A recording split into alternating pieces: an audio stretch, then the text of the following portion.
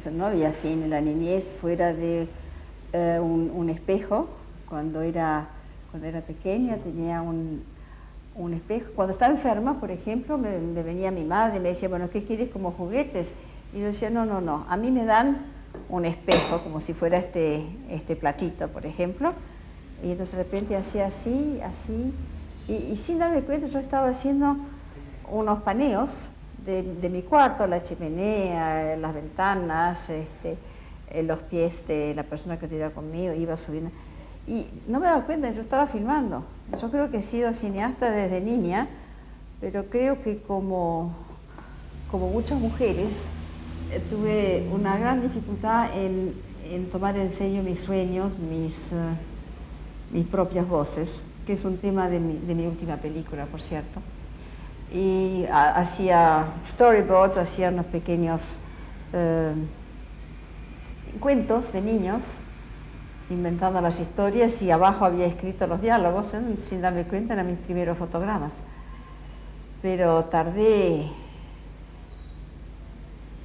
más de 50 años en atreverme a filmar, y atreverme finalmente, que creo que es el gran salto al vacío que yo di, porque no tenía idea, soy totalmente autodidacta, no sabía si lo que yo iba a hacer iba a salir bien o mal. Mi primer día de filmación me fui al decorado como si fuera una guerra, no sabía cómo volvía, si volvía en camilla. Pero yo creo que la vida es generosa con la gente valiente, porque bueno, he hecho 6 películas en 12 años y debo decir que con mucha suerte, con un gran recibimiento del público y de las críticas, y bueno, aquí estamos haciendo la nota, tú y yo. Nacida en Argentina, feminista y provocativa, María Luisa Bember es una de las directoras de cine más importantes y más interesantes de Latinoamérica e internacional.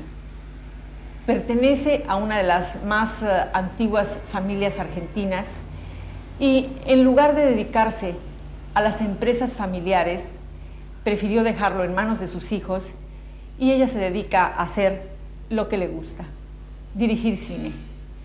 Desde 1982 ha filmado Momentos, Señora de Nadie, Camila, Miss Mary, Yo la peor de todas, y su última película se titula De eso no se habla. Y de eso vamos a hablar. Con todo gusto. María Luisa, ¿qué te llevó al cine? ¿Cómo llegaste al cine? Viniendo de una familia tradicional que no te permitía durante tu niñez ir al cine de una manera casi como lo haría cualquier otra chica de una familia burguesa. Sí, pero no, tampoco hay mujeres burguesas de familia de clase media, muchas que hagan cine en la época que yo nací. Yo creo, contesto ahora la primera parte de tu pregunta, es ¿por qué hice cine? Y yo entré al cine por ideología, porque me irritaba profundamente la situación de sometimiento y de marginación, de alienación de las mujeres en la política, en el arte, en el mundo de la industria, en todas las áreas. Siempre notaba que la mujer estaba como postergada, y esa mujer postergada es la que yo veía complaciente y sonriente en la pantalla. Entonces decidí proponer un cambio, proponer a las mujeres y a los varones de la platea, mujeres que fueran pensantes, que fueran lúcidas, que fueran transgresoras, porque creo que la transgresión es una de las expresiones de la libertad y la dignidad del ser humano es lo que más me interesa, pero quise hacerlo desde el punto de vista de una mujer, porque más allá de las clases, que evidentemente las clases altas son las más represoras y las más convencionales, yo creo que también en las clases medias hay poquísimas mujeres que hacen cine todavía en el mundo. Sabes que el porcentaje, quizá ahora esté un poquito desfasado, quiero claro, pero hará unos 6, 7 años leí en una revista que el 97% de los cineastas eran varones y solamente el 7% de mujeres. Entonces esa postergación de la mitad de la humanidad me pareció como un desperdicio intelectualmente hablando, la materia gris hoy en día, que están las máquinas que hacen la mayoría de los trabajos y que la fuerza física no interesa mayormente, creo que recuperar la materia pensante de la mitad de un país o la mitad del mundo, finalmente, es imperativo, y yo creo que el gran cambio del siglo XX, de este final del siglo XX, es la toma de conciencia de las mujeres. ¿Cuál es el lugar de la mujer en el cine? ¿Es diferente al del hombre? Hombre, claro, de la misma manera que en todas partes, en todas las áreas de una sociedad, de cualquier cultura, la mujer siempre es una minoría, en cualquier área. Así que, ¿cómo no va a ser en el cine? Como tú ves a la mujer en el cine, ¿no la ve un hombre? Bueno, yo no quiero generalizar, yo creo que hay ciertos directores que tienen una mirada lúcida y progresista sobre la mujer. Ese tipo de cineastas son los que me interesan, pero la mayoría utilizan el papel femenino como el que da la réplica, es el agente provocador para que los personajes masculinos sean los verdaderos protagonistas de la historia, lo cual es normal. Si el director es un varón, se identifica mucho más con un personaje masculino. De la misma manera que entonces yo me siento más identificada con personajes femeninos y me gusta proponer en la pantalla mujeres diferentes al estereotipo que se propone en el cine comercial normal, mujeres más pensantes, más autónomas, más libres, más fuertes, más transgresoras, porque yo creo que la transgresión es la expresión máxima de la libertad. Entonces todas mis películas han tenido mujeres cada vez más crecientes de transgresión y de assertiveness, como se dice en inglés, ¿no? De ser afirmativas, ¿no? Cuando te conviertes en directora de cine profesional, ¿cómo llegas a ocupar el lugar tras de la cámara? Bueno, porque primero comienzas a escribir empecé como guionista. Los guiones. Empecé como guionista con 2 películas que tuvieron mucho éxito. Una de Raúl de la Torre, Crónica de una señora, con Graciela Borges, y otra que se llama Triángulo de 4, de Fernando Ayala. Y ahí yo asistí al rodaje, que fue mi única experiencia y es estupenda como experiencia. Estar ahí, mirar las luces, movimientos de cámara, el manejo de los actores. Y ahí descubrí que ese era mi mundo. Tardé mucho, pero cuando descubrí que ese era mi mundo, a partir de entonces es lo que fuera de mi familia y mis afectos, es lo más importante en mi vida, es el cine. Tardíamente, es una vocación, pero porque la llevaba adentro desde muy chica y no me daba cuenta, ¿no? ¿Tú recuerdas cuál fue la película que viste la primera vez? Sí, era un documental que se llama El océano no tiene más secretos. Que la cámara iba al fondo del mar y me acuerdo que había una lucha terrible entre el escafandro y un pulpo. Y yo de noche, durante años, mis pesadillas eran con esos brazos así, con todas esas ventosas así que agarraban ese cuerpo humano y me llenaba de pánico. Esa es mi primera película.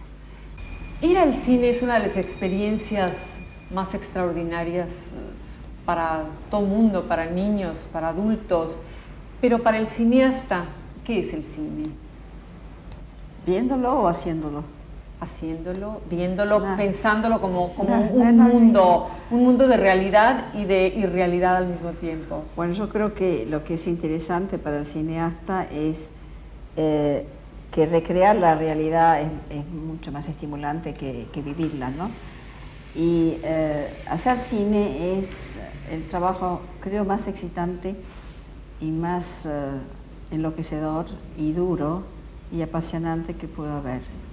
Fellini decía que era como una droga, y yo creo que tiene razón, porque después cuando uno termina de filmar y vuelve a la vida cotidiana, hay como por lo menos en mí, un cierto desasosiego, como que me falta esa excitación que da la droga, que para mí es el cine.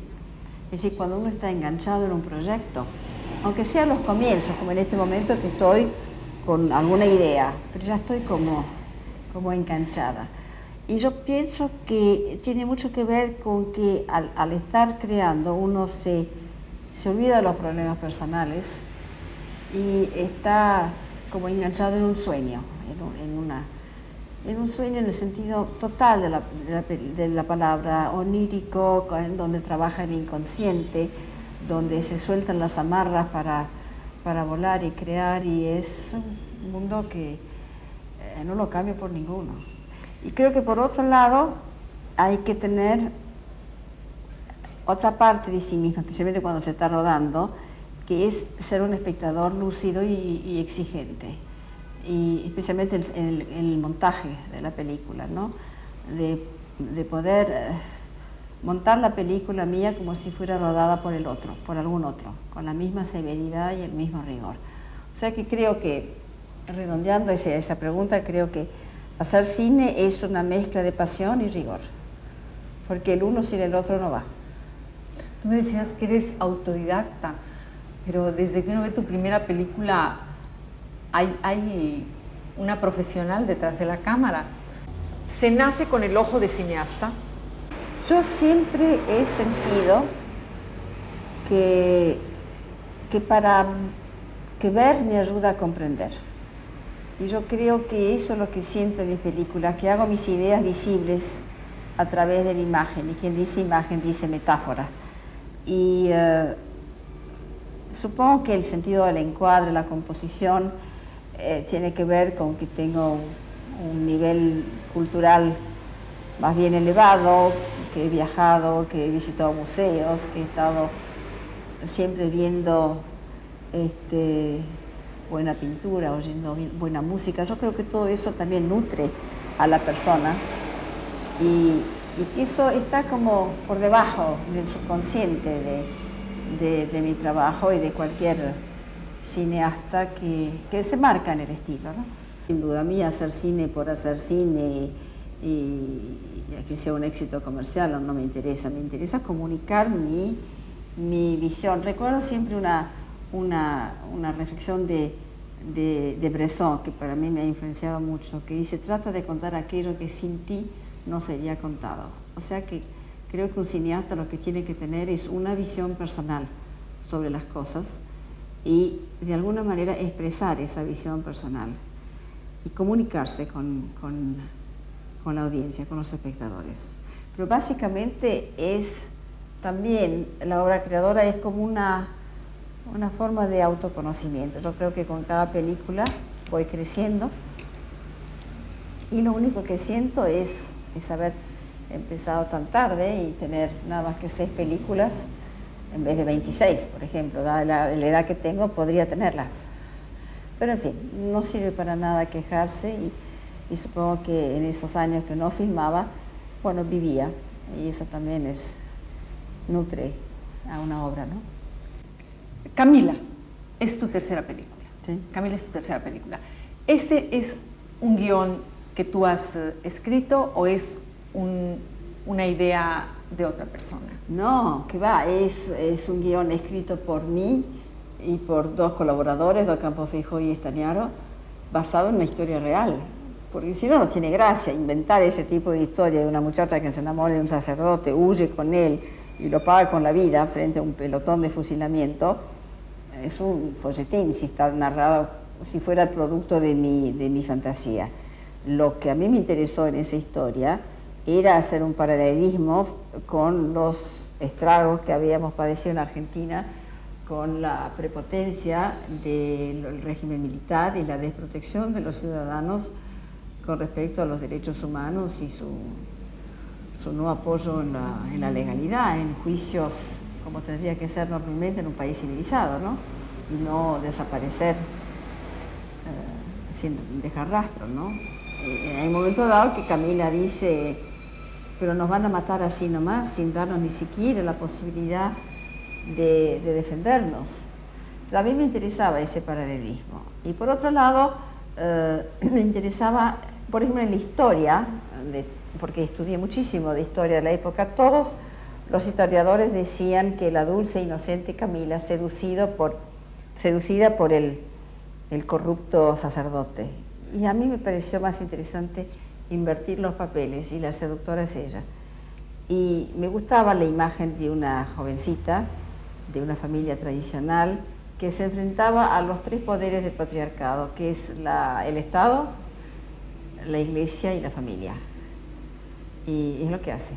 Entonces a mí esa mujer me interesaba porque me parecía que realmente alentaba a las mujeres, no ciertamente al adulterio con sacerdotes, porque va mucho más allá, es simplemente el derecho a hacer lo que quiera hacer.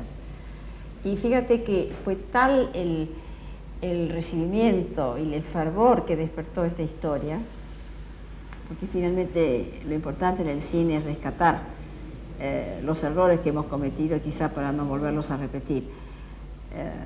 Camila atrapó tanto en la fantasía, es la película más vista en la historia del cine argentino. Y un día leí en los diarios que de cada 6 niñas que nacían por día en la Argentina, una era llamada Camila. Entonces me gusta pensar de que el cine puede movilizar así el fervor de un país. ¿La experiencia propia se ve en tus películas? Yo creo que todo artista, todo intelectual, todo narrador de cuentos, para ponerlo más en el lugar que yo lo siento, me siento una narradora de cuentos. Yo creo que es imposible proyectar si no hay una parte de nuestras vivencias. Creo que de alguna manera toda obra tiene algo de vivencial. No es autobiográfico porque no es la historia de mi vida, pero hay fragmentos o hay jirones de la vida de quien la hace, ¿no? Sin duda. ¿Cómo y dónde filmaron Yo, la peor de todas? Yo creo que es una película hermosísima la que hiciste con Yo, la peor de todas, y hay una manufactura que me gusta muchísimo y es el tono artificial que le das al paisaje, sí, al mar, sí, a los interiores. Sí. Es maravilloso. Creo que supiste muy bien cómo darle fuerza y protagonismo a Sor Juana dentro de ese mundo muy discreto, muy parco y artificial. Sí, a mí me gusta pensar que está la palabra arte en artificial. Lo que yo quise una vez más es recrear la realidad. Yo esa película la iba a filmar en Querétaro con Ofelia Medina, cuando iba a hacer una coproducción con México. Después finalmente eso no se logró. Y me di cuenta de que en la Argentina, que no hay las maravillas que ustedes tienen en México, que es un país mucho más nuevo, y dije, bueno, vamos a tener que inventar el convento. Y yo creo que a veces la necesidad tiene cara de hereje, se dice, ¿no? De que a veces uno no tiene más remedio que recurrir a la fantasía. Lo decía Carlos Fuente ayer en esa tan interesante charla, ¿no? De que la libertad y la fantasía es lo que le queda a los artistas de esta parte de América Latina, que no tienen el pasado histórico que se puede tener en México o en Perú o en Ecuador. Entonces ese convento inventado aproveché para hacerlo como una metáfora también de un convento metafísico atemporal, como una cárcel donde está encerrada Sor Juana, porque no hay duda que está encerrada, y además para darle un sentido fuera del tiempo, porque yo creo que en este fin del siglo XX están surgiendo de nuevo los fanatismos. Lo vemos con lo que está pasando con este escritor Rushdie, ¿no? que está condenado por haber escrito un libro. La ferocidad de los enfrentamientos en Yugoslavia, los enfrentamientos culturales y religiosos, el nazismo que está surgiendo. Entonces creo que en ese sentido el fanatismo de la misoginia de Monseñor Seija frente a Sor Juana, que era un reflejo de la Inquisición de la época, está menos lejos de lo que uno quiera pensarlo. Y a mí eso me interesaba, darle una cosa más contemporánea. Por otro lado, creo que la Iglesia Católica a la cual yo pertenezco, por lo menos de formación, es de una misoginia con las mujeres alarmante, ¿no? María Luisa, ¿y al autor, a Octavio Paz, le gustó la película? Por lo menos eso fue lo que me dijo. No sé si es sincero o si es bien educado. Quiero creer que fue sincero, pero es bellísima a mí la me película. gusta. Yo creo que es lo más importante para una persona dedicada a una obra creadora, que me guste a mí. Porque aunque le gustara al mundo entero y a mí no me gustara, no me serviría. Me tiene que gustar a mí. Y a mí, Juana Inés, me gusta. ¿Siempre supiste que ibas a hacer cine? Una vez, hace 30 años, estaba pensando en volverme a casar. Y entonces fui a ver una persona de esas que te tira las cartas, el tarot y qué sé yo qué. Y me dijo, ¿usted va a hacer cine? Y yo dije, no, yo tengo un teatro como empresaria. Y me dice, no. Aquí hay primeros planos, hay faroles, yo a usted la veo detrás de una cámara, quizás sea de televisión, pero me parece más bien que es de cine. Yo dije, pero está loca esta mujer. Loca, no se me pasaba por la cabeza. ¿Cuánto tiempo después? Quiere decir que es bastante aterrador pensar de que nuestra vida puede ser vista desde arriba, así, plano picado, y que se ve tu nacimiento y tu muerte. Está todo ahí para los videntes, ¿no? Porque ella vio algo 20 años antes que ocurriera. Asombroso. Ahora háblanos de Eso no se habla. Tu última película con Marcello Mastroianni. Bueno, es la película que más amo. Es la más difícil y la más riesgosa. Quizá por eso es la que más me aportó sobre mí mismo también. Riesgosa en dos sentidos. Por un lado, porque es una historia que, te aclaro que no es mía, sino que viene de un escritor que un día me mandó un cuento corto, se llama Julio Rinasel, y me quedé encantada con el cuento. Y hice la adaptación del guión con Jorge Goldenberg. Riesgosa porque el tema es muy difícil, hay que hacer creíble una historia que es prácticamente increíble. Pero gracias al talento de Marcello Mastroianni se logra ese milagro. Y también era riesgosa porque para mí el arte tiene mucho que ver con la ética. Y constantemente yo estaba consciente que trabajaba con un ser humano, que no era igual a todos nosotros, y que tenía que cuidarla, que no tenía que humillarla, ofenderla, faltarle respeto, porque yo sentía que en ella dolorosamente se mezclaba ficción y realidad. Y esa constante preocupación fue un desgaste muy grande para mí. Pues yo veía con qué coraje, con qué entusiasmo esta chica se largaba a hacer esta película, pero el resultado ha sido formidable, ¿no? Porque anduvo muy bien aquí, fue la única película latinoamericana del Festival de Venecia y es hasta ahora la única película argentina vendida al mundo entero a través de Sony Classics, que es una major, y yo creo que es la primera vez que un film argentino por lo menos se vende a una major. Así que eso para mí es una muy gran satisfacción. ¿Cómo se trabaja con una gran estrella? ¿Cómo fue tu experiencia con Marcello Mastroianni? Contrariamente a lo que la gente cree, es mucho más fácil tener un gran artista que tener un pequeño actor mediocre llena de pretensiones y de mimos y de exigencias. Él de una naturalidad, de una sencillez formidable. Fue una fiesta trabajar con él. Bueno, casi no había que marcarlo, apenas alguna anotación aquí o allá. A él no le gusta ensayar, no le gusta analizar el personaje. Yo le dije, mira, esta película es una fábula. Las fábulas no se explican, se sienten. No vamos a analizar tu personaje, vamos a dejar que se vaya surgiendo de a poquito a lo largo del rodaje. Me dijo, ay, qué alegría, me encanta trabajar así. ¿Cómo reciben en Argentina tus películas? ¿Puedes ser profeta en tu propia tierra? Sí, yo creo que yo tengo unos fans, un grupo de gente, debo decir que bastante numerosa, que me quieren y me siguen. Y hay otra gente a quien irrito profundamente. Gajos del oficio. Hay que aceptarlo, creo que hay gente que que le molesta que yo pueda filmar, que le gustaría pensar que yo juego a la canasta, porque sería cumplir con el estereotipo de una mujer de mi mundo. Y yo creo que también cuando uno viene de un medio privilegiado, se despierta bastantes rencores y resentimientos. Bueno, el paquete viene así, hay que aceptarlo. No se puede tener lo bueno y no lo malo de cada situación en la vida. Y me da mucho placer cuando hay gente que me reconoce en la calle y me felicita y celebra la película, la comenta. He tenido muchísimas cartas, por ejemplo. Ha sido un tema muy fructífero para los analistas. Casualmente ahora hay un artículo que está circulando entre analistas sobre la película. Me gustaría preguntarte sobre el tema más preciso de la película, aunque sé que no te gusta hablar de él.